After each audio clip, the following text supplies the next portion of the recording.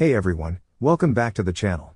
This is Six Path Weeb, and today we're diving into one of those classic what-if scenarios.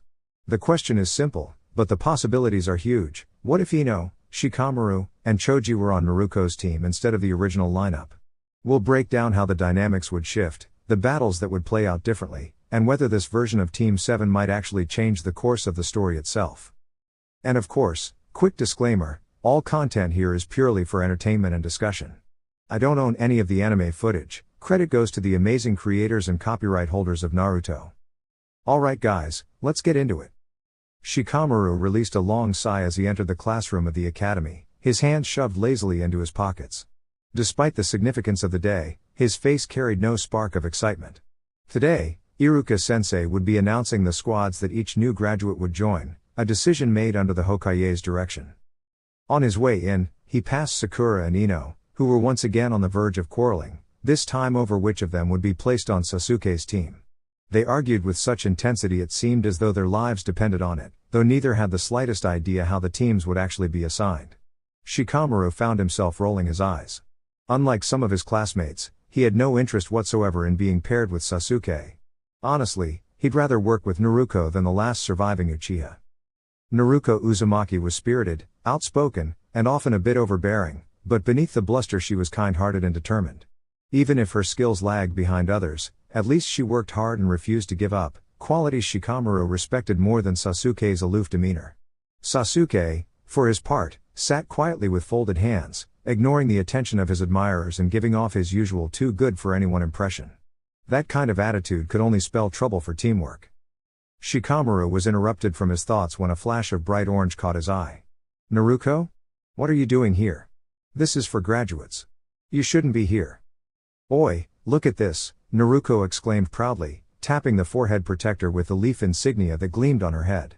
I passed. Shikamaru raised an eyebrow, shrugged, and moved along to his seat next to Choji. He began quietly considering who he might prefer as teammates. Sakura and Ino would be a headache, especially if Sasuke was involved. Shino seemed reliable but a bit mysterious, and Hinata, while kind, could be too shy in critical moments. The one person he truly hoped to be paired with was Choji, simple, dependable, and calm. His thoughts were interrupted when Naruko tried to intervene in Sakura and Ino's argument, which promptly ended with both girls swatting at her. Shikamaru just sighed again. Iruka appeared suddenly in a puff of smoke, silencing the chatter. Settle down, everyone, and take your seats, he instructed. The students scrambled to obey, though Sakura and Ino still fought for seats near Sasuke. After a short speech about the importance of teamwork, Iruka began to read off the squad formations. Everyone held their breath, hoping for a favorable team. Squad 6, Shikamaru Nara, Naruko Uzumaki, and Kiba Inuzuka. Shikamaru's head slumped in quiet dismay. What a drag. Kiba's eyes narrowed on Naruko, clearly unimpressed. Naruko herself looked equally unamused. Shikamaru's so lazy, she thought, pouting. Iruka handed Naruko a slip of paper with instructions for meeting their Jonin leader. Kiba glanced at it curiously. Anko Mitarashi? Never heard of her. If she's a Jonin, she must be strong, Shikamaru replied calmly. Naruko only nodded, relieved not to be teamed with Sasuke but unsure what to expect from this new arrangement. The trio made their way toward the designated training ground to meet their new sensei. Elsewhere, in a quiet grove, Anko Mitarashi stood in conversation with a tall figure cloaked in black patterned with red clouds. Orochimaru's disguised form lingered in the shadows, his presence unsettling yet controlled. You really shouldn't linger here, sensei, Anko remarked cautiously. This will only take a moment, Orochimaru replied with a light chuckle. There are no ninja nearby. He handed her a scroll. Deliver this to the Hokage. But there is an additional message only he must hear, no one else. Before she could question him further, the voices of approaching students drifted closer. Anko stiffened. They had arrived earlier than expected. Orochimaru vanished smoothly into the trees, leaving only silence behind. Moments later, Naruko called out brightly, Hey! Are you Anko Mitarashi? She and her teammates stood ready, curious about the woman who would become their new leader. Anko quickly composed herself, offering a smile. That's me. So you must be Kiba, Shikamaru, and Naruko. It's a pleasure. She waved them forward, deciding not to act suspicious. She knew Orochimaru could easily remain hidden from New Jinan. But Naruko's sharp gaze narrowed. You were staring at that tree for a long time, sensei. That didn't look like nothing. Kiba nodded in agreement. Akamaru caught another scent too. Anko forced a small laugh, hiding her unease. That's not something you need to worry about. Our training will begin tomorrow, same place, same time. What? Tomorrow? Naruko protested. That's so unfair. We were excited to start today. Relax, Naruko, Shikamaru said, cutting in before Kiba could add more complaints. She's a jonin. If it were something we needed to know, she'd tell us. We're just Jinan, it's best we trust her judgment. Anko smiled softly at him. Exactly. I'll see you 3 tomorrow. With that, she leapt away, her mind already focused on the signals Orochimaru had left her. Naruko, meanwhile, folded her arms with a huff. TCH, great. First day with a new team and we're already postponed. Kiba muttered, this is going to be a long journey. Shikamaru only sighed again. What a drag. The 3 Jinan decided to share a meal of ramen at a restaurant Naruko recommended. It was the same place she had recently been introduced to by Iruka. Hey, Shikamaru? Kiba began. What is it? His easygoing teammate replied, barely glancing up from his bowl. Aren't you at all concerned that Anko-sensei just brushed us aside? Kiba asked. Naruko looked up from her second bowl, interested in where this was leading. Nah. It's something we'll just have to get used to.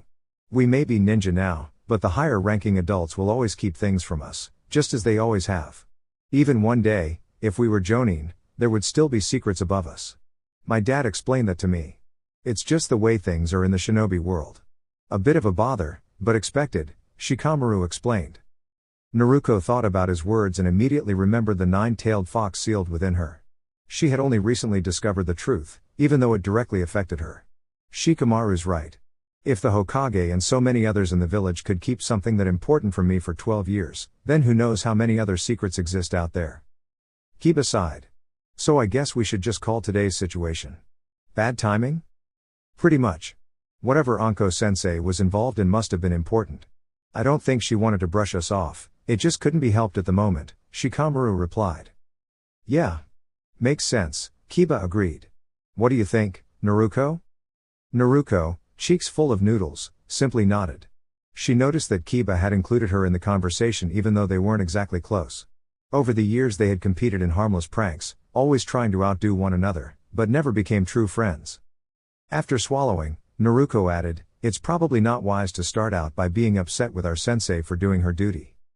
True enough, Kiba said, standing up with Akamaru. Well, I think we're heading home.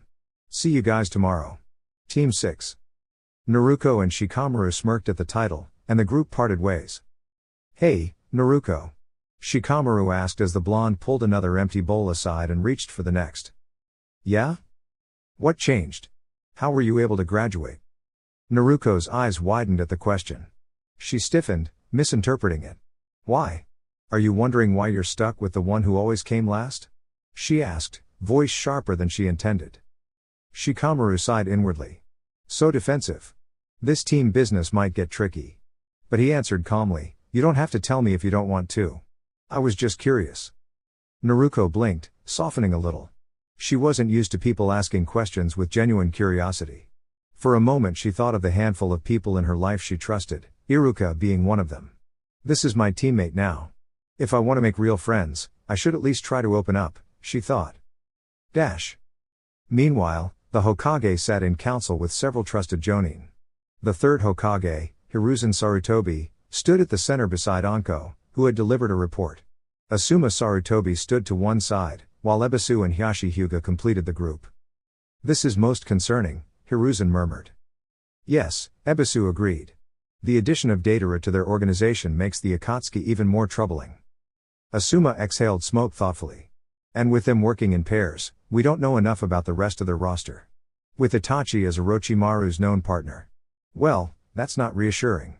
A list of names and bingo book notes won't help much. Indeed, Hiashi said gravely. If Orochimaru's claim that they seek the Jinchuriki is correct, then we face a far more complicated challenge than we once believed. Hiruzen nodded. Speaking of Jinchuriki, Naruko is part of Anko's team. I'm entrusting her well-being to Anko and Orochimaru's oversight. It seemed the logical choice, given Orochimaru's connection to our intelligence network. The others nodded in agreement. What about the rest of the village? Anko asked. Do we inform them about the Akatsuki? Not yet, Hiruzen said thoughtfully. And certainly not about Orochimaru. That would raise too many questions. After some discussion, the group agreed to keep the matter classified for now.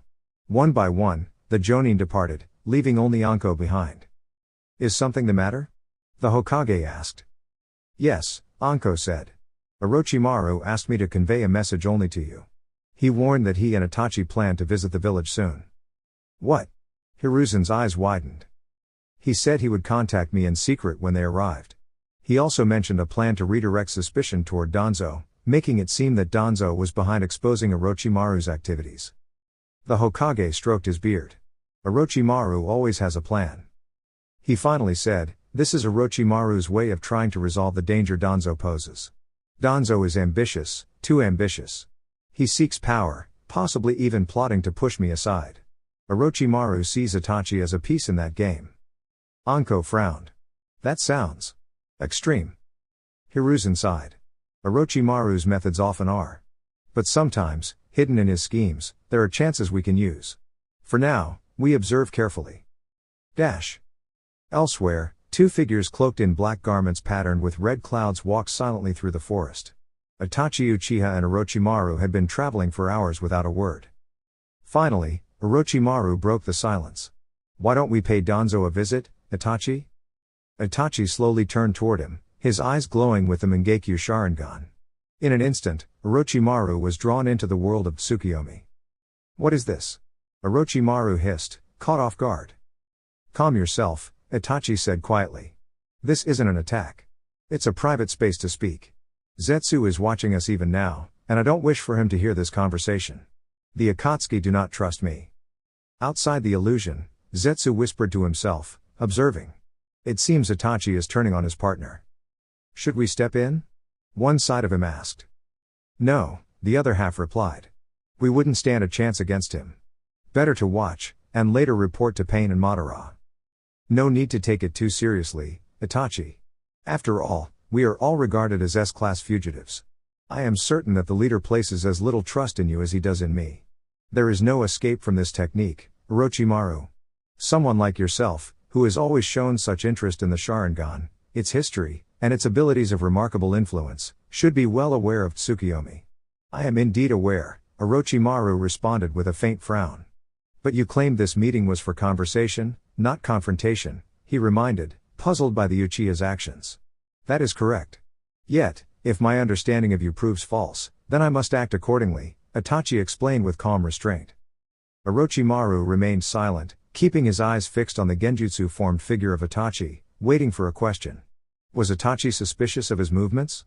Had his use of a shadow clone to approach the hidden leaf been noticed? You were once a student of the Hokage, among the closest individuals to him within the hidden leaf, Itachi began. And yet, even you were not entrusted with the truth about me, were you? The truth? Orochimaru echoed, raising a brow with mild curiosity. The truth about me remains hidden. I will not reveal it until I learn the truth about you. My, Itachi, Orochimaru replied with a sly smile. You often speak in riddles, but your words are impressive nonetheless.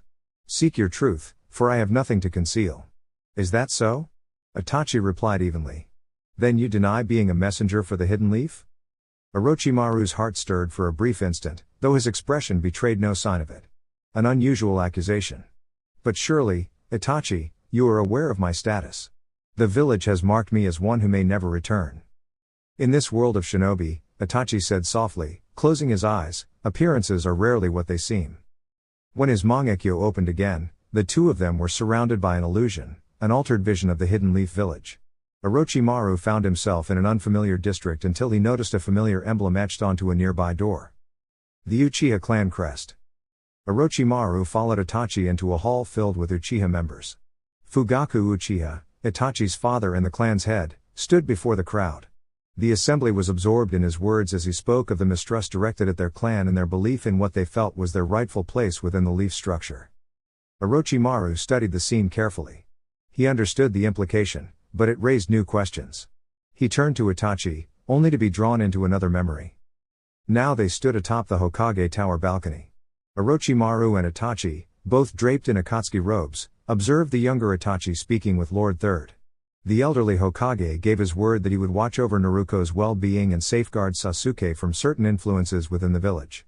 The sorrow in the younger Itachi's tone was unmistakable, and Orochimaru quickly deduced the timing. This meeting occurred after the Uchiha clan's downfall. If these illusions reflected the genuine past, then Itachi Uchiha had turned against her clan, but not against her village. Kiba Inuzuka, Shikamaru Nara, and Naruko Uzumaki stood before their instructor, waiting for what came next. There is one more challenge you must pass before you can truly be considered a team, their sensei explained. It's true you have all graduated, but without succeeding here, you'll be sent back. The Jinan trio exchanged uncertain looks at this unexpected announcement. She continued, every Jonin who accepted a squad yesterday tested them to see if they were ready. Except ours, she admitted, rubbing the back of her head with an awkward smile. Shikamaru groaned. So, another test? What a drag. Naruko crossed her arms with determination. That's not fair at all. We already graduated. You can't just undo that. Their sensei's eyes sparkled mischievously as she looked at Naruko. I won't fail you, Naruko. All you have to do is pass. From what I hear, you never give up. So your team should be fine, right? You bet. I never give up, that's my ninja way, Naruko declared brightly. Kiba rolled his eyes. You're too loud, Naruko. We don't even know what the test is yet. As the two of them bickered, Shikamaru studied their teacher carefully. He had a feeling this challenge would be about more than strength. Their sensei clapped her hands once, bringing the focus back to her. Your task is simple, she revealed with a sly grin. You must capture me. This is a teamwork exercise, so if you want to succeed, you'll need to work together. Shikamaru immediately thought through the possibilities. This must be a test of cooperation. I'll need to use my shadow possession wisely while Kiba and Naruko provide the pressure. The four of you versus me. The only rule, don't hold back, their instructor continued. We begin when you're ready. Kiba leaned toward his teammates. Just so you know, Anko-sensei is a former student of Orochimaru. That means she's seriously tough. Shikamaru's eyes widened slightly. That tells me everything about what we're up against. Naruko tilted her head. Who's Orochimaru? Kiba and Shikamaru both sighed. Never mind. We'll explain later, Kiba muttered. Are you ready yet? Their sensei called. If you hesitate, I'll just mark you as failed right now. Kiba tightened his grip on Akamaru's fur. Fine, let's do this. Come on, Akamaru. The loyal pup barked and transformed into Kiba's double. The two launched themselves forward. Try and keep up, Naruko. Naruko smirked and made a hand sign. Shadow Clone Jutsu. In a burst of smoke, several copies of Naruko appeared, racing forward alongside Kiba. Shikamaru blinked in surprise. Shadow clones? Since when could she do that?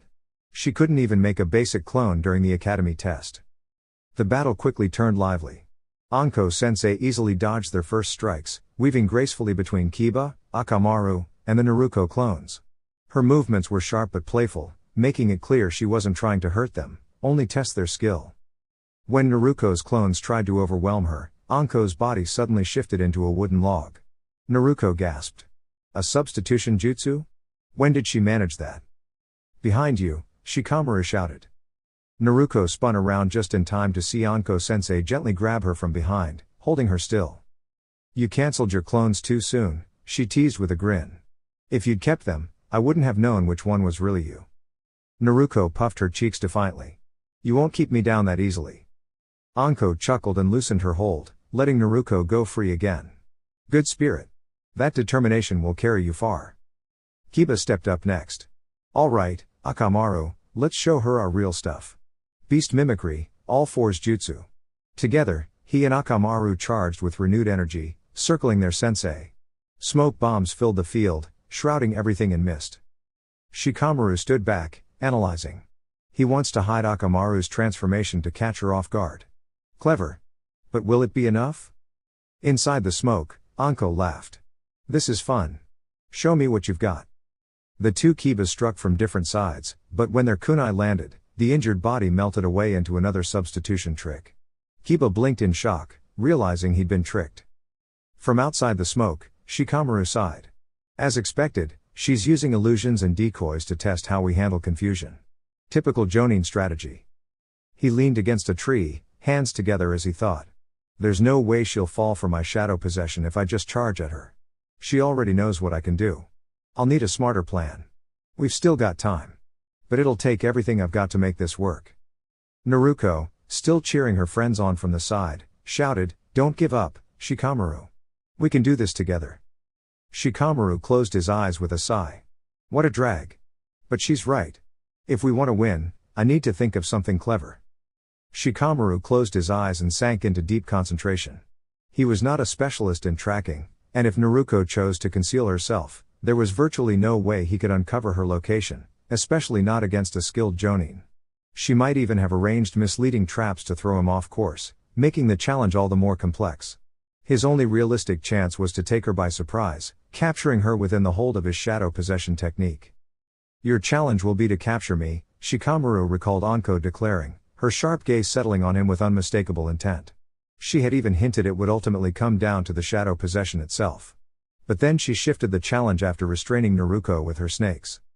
How about I add a new condition? Since I successfully captured Naruko, she's considered out. If the same happens to each of you, she gestured toward Kiba and Shikamaru, then you all fail. What? That's unfair, you never told us that. Naruko protested with energy. Anko laughed lightly and gave Naruko a sideways glance. Trust me, the shinobi world is full of surprises. Consider this part of your training, she replied with a sly smile. Originally, she had stated only one rule, no extreme harm.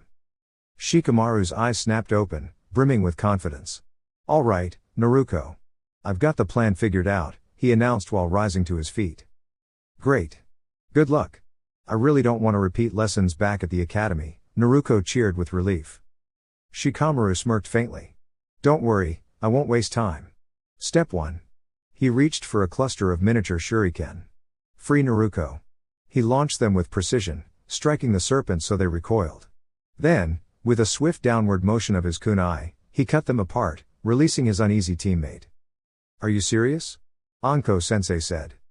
She was bluffing, Shikamaru interrupted calmly. And how can you be so sure? Naruko asked skeptically. You'll just have to trust me, he replied, hurrying over to Kiba in an attempt to rouse him. Unfortunately, Kiba remained completely unresponsive. Too bad. My plan didn't actually require him to be awake, but it would have been convenient, Shikamaru muttered. He gestured for Naruko to follow him into the woods, leaving Akamaru to stand watch over Kiba. So, what's the plan? Naruko asked curiously. It won't work without you, so I'll need your help. Meanwhile, Anko was growing restless. She had been waiting nearly 40 minutes. Maybe I shouldn't have set so many traps.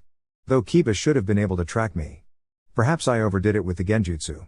She sighed, but quickly dismissed the thought. It's up to them to overcome it. Almost on cue, one of her traps triggered nearby. She smiled, stepping out into the open to make things more interesting. Kiba and Shikamaru appeared 30 yards away. Good, you're here. Was that nap what delayed you? She teased.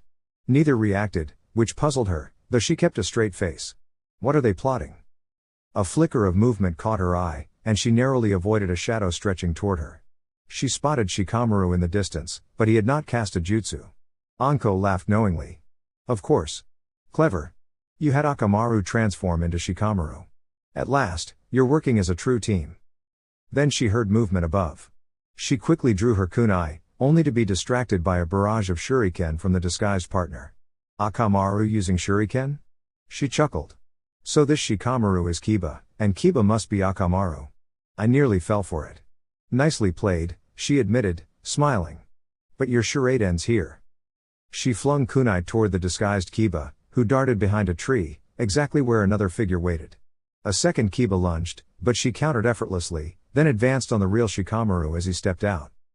Just as she closed in, Shikamaru moved with exceptional speed, forming his hand seal. The shadow connected, freezing her movements. Shadow possession jutsu, complete. Anko's eyes widened. Impossible. I avoided your shadow earlier. How? Shikamaru smirked. Would you like the explanation? he offered as another Shikamaru emerged, only to vanish in a puff of smoke, revealing it as a clone. Naruko leapt down from above, flashing a thumbs up. You, Anko said, stunned. Shikamaru began his breakdown. When you confronted us, you actually faced two shadow clones, one resembling Kiba and one resembling me. You assumed we wanted you to analyze our setup, but the truth was different. Naruko posed as Kiba to mislead you, while the other clone reinforced the illusion that Akamaru was involved. Anko, though restrained, was impressed. So the real Naruko relocated while you gave away your position deliberately. I didn't consider a fourth participant hidden nearby. That let you trap me once I pursued the decoy. Exactly, Shikamaru affirmed. You also dismissed the shadow clone you defeated, thinking it was only Akamaru's disguise dispelling, Naruko added proudly. Anko gave Naruko a sharp look but finally smiled. Remarkable strategy for Jinan, she acknowledged. But you did overlook one rule, I declared Naruko out once I captured her. Shikamaru calmly echoed her earlier words, the shinobi world isn't always fair, sensei. Someone told me that recently. Her smirk widened into a grin. Well played. Release me. He complied, and Anko stretched her arms with satisfaction. Congratulations. Team 6 has officially passed your Jonin test. The trio cheered briefly before returning to check on Kiba, who was still recovering. Hospital room visit. Kiba, you have some visitors. Would you like to see them? The nurse asked gently. Yes, thank you, Kiba replied, sounding a little tired but agreeable. A few moments later, his teammates and their sensei entered the room in single file. How are you feeling, Kiba? Shikamaru greeted.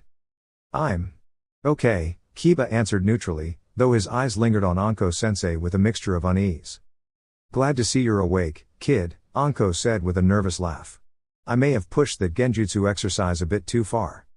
A bit too far? Kiba repeated with disbelief. Please try not to excite the patient too much, the nurse reminded the group. I know, Anko said quickly. It's just. My training methods can be intense sometimes. I admit I overdid it. That's your excuse? Kiba asked incredulously. Anko shrugged. Someday, you might use the same excuse with your own students. Naruko and Shikamaru exchanged amused looks as the two continued their back and forth. Soon after, the doctor entered, conducted a few quick checks, and announced that Kiba would remain in the hospital until tomorrow. That meant their squad wouldn't be starting their first mission yet, since they were short one member. Aw man. I really wanted to go on a mission, Naruko complained. Trust me, Shikamaru replied with a sigh, the first ones aren't exciting. D-rank missions are mostly chores, painting fences, catching pets, things like that. You'll get tired of them pretty quickly. Really? How do you know that? Is it from your family? Naruko asked curiously. Shikamaru shook his head. I heard it from Choji and Hinata. We talked about what their squads were doing, and it sounds about the same. Anko rubbed the back of her head. That's on me, she admitted. Because of Kiba's situation, we'll start missions later than the other teams. But don't worry, once we get to C-rank missions, things will feel more exciting. Not that I won't have fun watching you all during the D-rank ones, she added with a small smirk. Kiba raised an eyebrow. What role will you be playing, sensei? Working on my tan, Anko replied without hesitation. The Jinan trio gave her an exasperated look, but she only grinned. The patient needs rest now, another nurse entered and reminded them politely. Anko nodded. All right, let's go. Naruko, Shikamaru, head outside, I'll catch up. As Naruko left, she paused at the door and turned back. Get better soon, Kiba, we'll need you with us. She gave him an encouraging thumbs up. Kiba chuckled softly. Don't worry, I'll be fine. It's just the hospital's rules keeping me here. Shikamaru gave a simple wave as the two left together. Dash. In the lobby. Anko rejoined her remaining students. Sensei, what exactly did you do to him with that genjutsu? Naruko asked cautiously. I already told you, it was just a genjutsu exercise, Anko replied quickly. But what did he see in the illusion that affected him so much? Shikamaru clarified. Anko paused, clearly considering whether to answer, before brushing it off. It doesn't matter. What matters is that he learns to handle genjutsu in the future. I promised I'd make it up to him by teaching him a new technique. What? That's not fair, Naruko exclaimed. I want to learn a new jutsu too. Not yet, Anko said firmly. You and Shikamaru already have advanced techniques, shadow clones and shadow possession. Kiba's abilities are strong, but not as flashy. He needs something extra. Naruko crossed her arms with a pout. Still, I want to learn more. Before Anko could respond, she noticed something suspicious nearby. Her expression changed in an instant, and she suddenly dashed off. You again? She shouted at a man who revealed himself from hiding. The man was older, with gray hair, a red outfit, and distinctive markings on his face. Calm down, Anko, he said quickly. I wasn't following you for anything shady this time. I just needed to talk to you, important business. Anko narrowed her eyes. Fine, but you're paying for whatever comes next. And let's be clear, it's not a date. Naruko blinked in confusion. Wow, sensei, you're strict. Shikamaru muttered under his breath, what a drag. Anko turned back to her students. You two have the rest of the day off. Without Kiba, there's no mission today. Go relax. She then walked away with the man, still keeping a wary eye on him. Naruko watched her go. Well, looks like sensei has her hands full. Yeah, Shikamaru agreed. I wouldn't want to be in his shoes. Jiraiya offered a playful bow as a brunette waitress set down a tray with a bottle of juice and 2 glasses for him and Anko.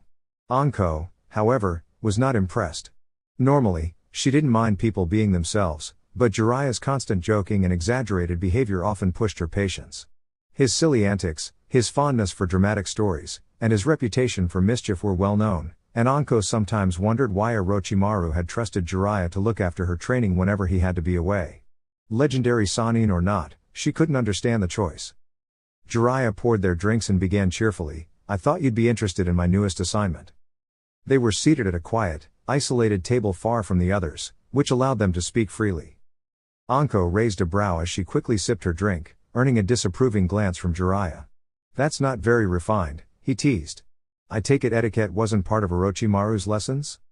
Anko shot him a look. And you're lecturing me about bad habits? Let's not even start down that road. Jiraiya chuckled and returned to the point. The Hokage has tasked me with locating Orochimaru. Her eyes widened. Why? The Hokage thinks it might look suspicious to the Akatsuki if no effort has been made to track down someone as well known as Orochimaru. To keep things believable, we need to make it seem like a genuine search. Anko frowned. But the Akatsuki always travel in pairs. Even if Orochimaru wouldn't confront you, his partner might cause problems. That could put the entire mission in jeopardy. Jiraiya nodded. True, I've thought of that. Do you happen to know who his partner is? Itachi Uchiha, Anko replied seriously. Jiraiya grew thoughtful. That complicates things. Itachi is sharp and calculating. It would be easier if his partner were someone less cautious. Still, we'll do what we can. He smiled faintly. And if things grow too difficult, I'll just have to rely on my wits, and maybe even Orochimaru's, to get through. Anko allowed herself a small smile. Good luck, Jiraiya. Thank you, he said, raising his glass. As she left, he called after her, when I return, I'll share any message he might have for you. Appreciated, old man, she replied with a wave. Later that day, after being dismissed early, Shikamaru and Naruko went their separate ways. Naruko, feeling hungry, returned home to grab some coins and made her way excitedly to Ichiraku's ramen stand. When she arrived, all the seats were open. Perfect. She grinned. Hi, Ayame. I'll take 3 bowls of the usual. Coming right up, Naruko, Ayame said with a smile. Where are your teammates today, Naruko? The kind shopkeeper asked. Well, one of them's in the hospital from a training accident, and the other went home, I think, Naruko explained. The shopkeeper frowned slightly. But I thought new ninja usually start with simple missions to avoid accidents like that? Yeah, but it wasn't during a mission, it happened while we were practicing, Naruko admitted. It's frustrating though. We're supposed to be shinobi, but without missions, it feels like we're not moving forward at all. The old man chuckled warmly at her determination. I'm sure things will pick up soon. Will your teammate recover quickly? Oh, definitely. He'll be fine. In fact, once he's discharged tomorrow, we'll finally get our first real mission. Just then, Ayame placed 3 steaming bowls of ramen in front of Naruko. Her eyes sparkled with joy as she picked up her chopsticks. But before she could take a bite, loud bickering filled the shop as 3 more genin entered. You're the one who let the cat escape, Don't blame me. Ino complained. I wouldn't have dropped it if you hadn't bumped into me. Sakura shot back. I told you it was an accident. Sasuke was there, he saw everything. Ino protested. The trio sat down, with Sasuke between Ino and Sakura, right beside Naruko. Naruko blinked at the noisy group. Hi, Sakura, she greeted politely. Sakura froze, only just realizing Naruko was sitting next to her. Oh hey, Naruko's here, Ino said cheerfully. Then, in a teasing tone, she added, look at that, Sasuke. We could go on a double date, you and me, Naruko and Sakura. Sakura leapt up angrily, accidentally knocking over 2 of Naruko's bowls in the process. Naruko gasped at the sight of her ruined ramen, while the 2 kunoichi continued bickering. It's okay, Naruko, Ayame said kindly. I'll bring you more. Turning to Sakura and Ino, she scolded, if you can't keep the peace in here, you'll have to leave. The 2 rivals huffed and stormed out in opposite directions. Ayame returned with 2 fresh bowls. Here you go, Naruko. Thanks, Ayame, Naruko said gratefully, beaming. Meanwhile, Sasuke remained calm, ignoring the chaos around him. He glanced at Naruko and muttered, I never thought I'd say this, but I wish you were on my team. Naruko blinked in surprise at the unexpected comment, unsure how to respond, while Sasuke quietly turned to place his order. It was a bright and cheerful morning in the village. Kiba walked through the bustling streets, smiling faintly as he watched children laughing and playing together. Occasionally, they darted in front of him, making his walk to the meeting point more lively than usual. Resting comfortably on his shoulder, Akamaru perched almost like a little bird, tail wagging softly. As Kiba adjusted his hood, he noticed Shikamaru turning the corner. Shikamaru! Kiba called out with a wave. His easygoing teammate lifted his head lazily, spotting Kiba and returning the gesture with a nod. Hey, he greeted as he strolled over.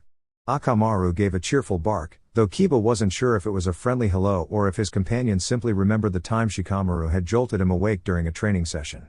That event had been less than 2 weeks ago, but since then, their squad had already completed 8 missions, 2 of them just the day before. Anko-sensei had been pushing them especially hard, insisting they finish assignments at record speed. She never explained her reasoning, but the determination in her eyes made it clear there was a purpose behind her method. Today, the team was supposed to meet with her again, and Naruko would be there as well, of course. I hope she doesn't ask us to do 2 missions again, Shikamaru muttered, sounding tired at the thought. Kiba tilted his head in consideration before replying. I don't mind it too much. 2 missions mean 2 rewards. Still, the pace she pushes us at. It feels like the bonus isn't worth the exhaustion. Shikamaru sighed. Exactly. Doing 2 missions in a single day may get us paid faster, but then she still assigns us more the following day. It's just extra effort when we could spread it out. Kiba chuckled. You're always so negative. How do you manage to keep moving forward with that mindset? Why pretend to be optimistic when I know something will just be a hassle? Shikamaru replied. Kiba rolled his eyes. You're hopeless. By the time they reached Ichiraku's, Anko and Naruko were already waiting. Naruko, unsurprisingly, had arrived early and was happily enjoying a steaming bowl of ramen. Good, you're finally here, Anko said cheerfully, handing the shop owner some coins. Naruko paused long enough from her meal to wave enthusiastically at her teammates. I know you might not like this, Anko announced with a grin, but today, you'll be completing 3D rank missions. 3? The 3 exclaimed in unison, Naruko nearly spilling noodles from her mouth. That's right, Anko confirmed with a wink. You'll accomplish them as quickly as possible. That's why I called you here earlier than usual. Shikamaru groaned. But sensei, why must we take on so much extra work? We already started later than the other squads, but is it really that important to push this hard? Anko crossed her arms, her tone shifting into something more serious. We're not just trying to catch up, we're preparing to prove ourselves worthy of higher level missions. If we complete today's assignment swiftly, we'll have the credibility to request C-rank missions. Tomorrow, Naruko and I will even meet with the Hokage to discuss it. Naruko blinked in surprise. Wait, why me? Because I have something particular in mind for you if the Hokage hesitates, Anko replied with a mysterious smile. We'll talk about it later. The group exchanged uncertain glances, but they trusted their sensei enough to follow along. Don't think I'm showing favoritism, Anko continued. Naruko was treated to ramen because I knew she'd need extra energy for today. Shikamaru, You'll get first pick of the easiest task since I know how much you dislike unnecessary effort. And Kiba, I'll give you additional training tonight to help improve your techniques as your reward. Kiba nodded approvingly, while Shikamaru merely shrugged with relief that his workload would be lighter. Though Anko's methods sometimes felt unusual, her team understood she genuinely wanted them to succeed. Her determination to push them beyond ordinary limits, while still rewarding their efforts, made her a reliable, if unpredictable, mentor. Now, let's begin, she declared with enthusiasm. The very next day, Kiba and Shikamaru once again arrived together, only to find Anko and Naruko already waiting for them. Ready for your first C-rank mission? Anko asked with a smirk. The two boys were stunned. Wait, really? So it worked? Kiba asked, referencing the 3 back-to-back missions. Well, not exactly, Anko admitted with a laugh, before sharing what had happened. She had marched into the Hokage's office with Naruko by her side, determined not to accept another D rank. How many missions will you assign your squad today? The Hokage asked warmly as she entered. Just one, Anko replied with confidence. The Hokage seemed surprised, but he listened as she continued. When he began describing another D-rank assignment, she interrupted politely yet firmly. I'd like to request a C-rank mission today. The Hokage raised his brows. Your team hasn't been on missions for even 2 full weeks. You truly believe they're ready? Anko smiled faintly. I'm not exactly making a request, Lord Hokage. He studied her carefully. Then what is it?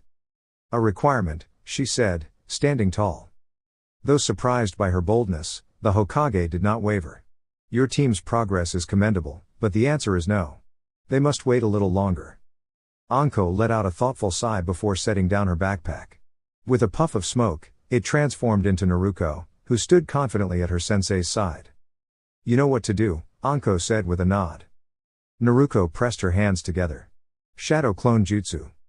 Sarutobi didn't have time to react before nearly 20 Narukos filled his office, each clone preparing a technique that he unfortunately recognized all too well.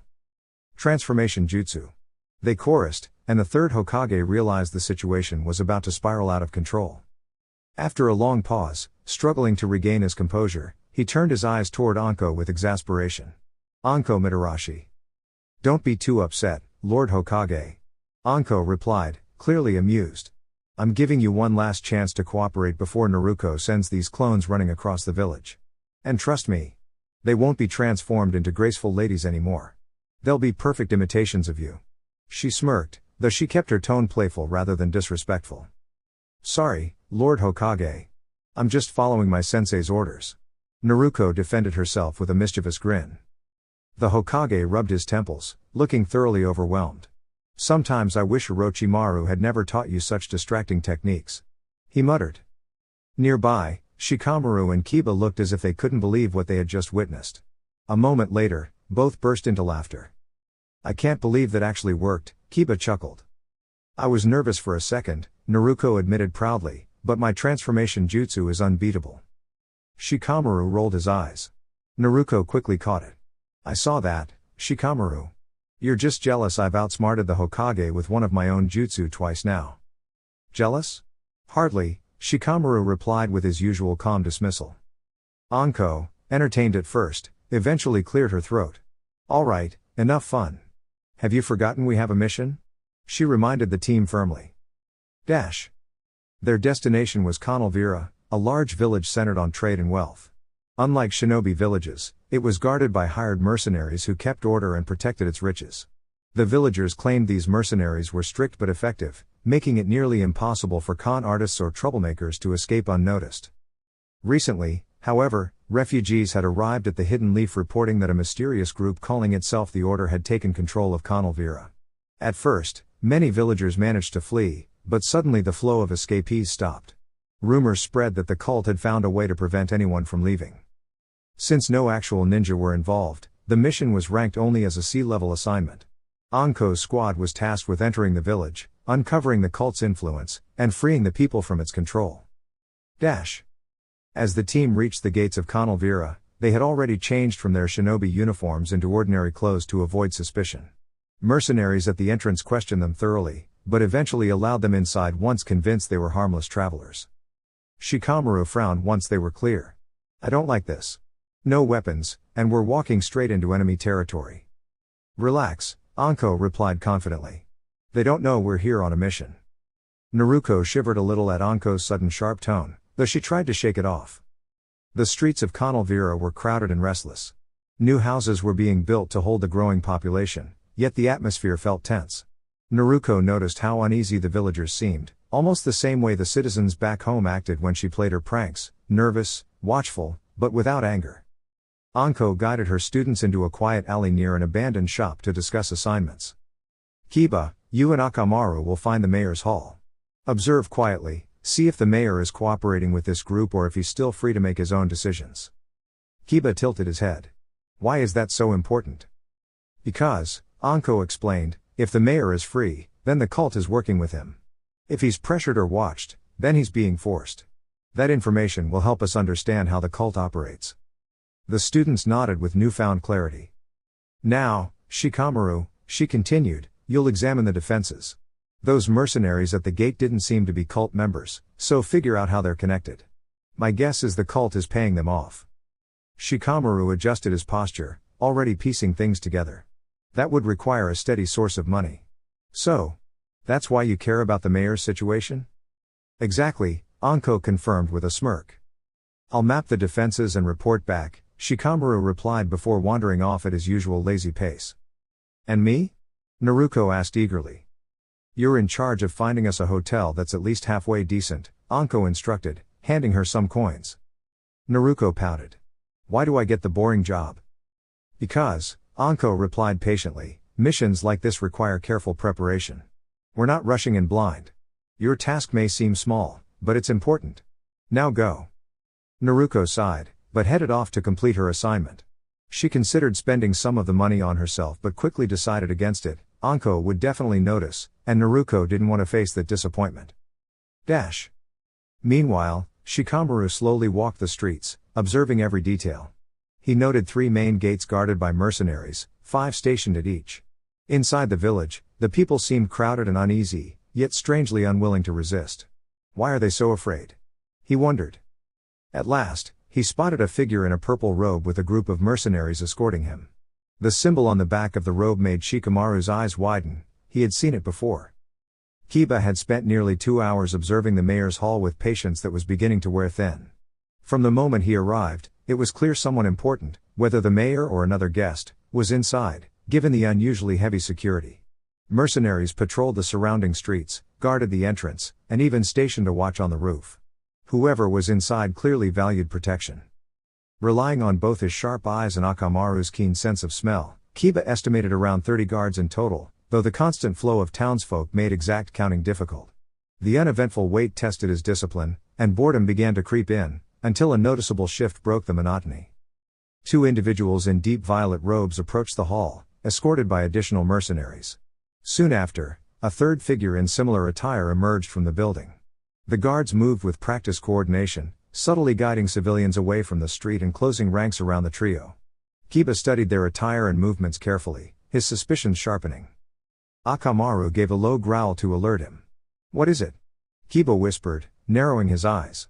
Recognition struck him when he caught sight of the emblem stitched onto the robed figures' backs. That symbol. It has to be them. I'd like to follow, but with this many mercenaries, it could turn reckless. Akamaru wagged his tail, a quiet but firm sign of agreement.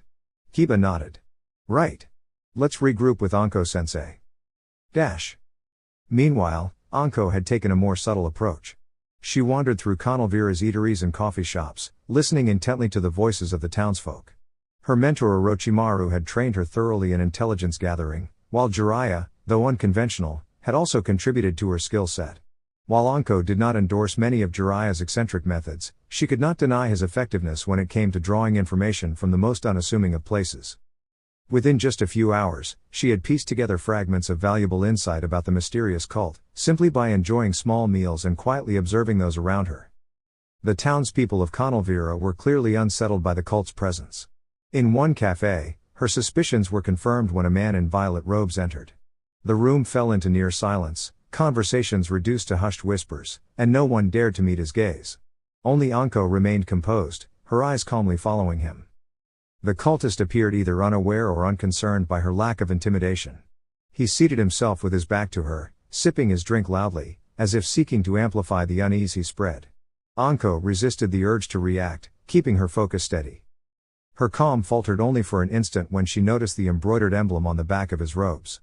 The very same symbol Kiba had just seen. Dear YouTube family. That's all for now, but there's plenty more on the way. If you enjoyed the video, make sure to like, share, and subscribe so you don't miss what's coming next. Thanks for watching and for being part of this community. Until next time. 6 Path Weeb.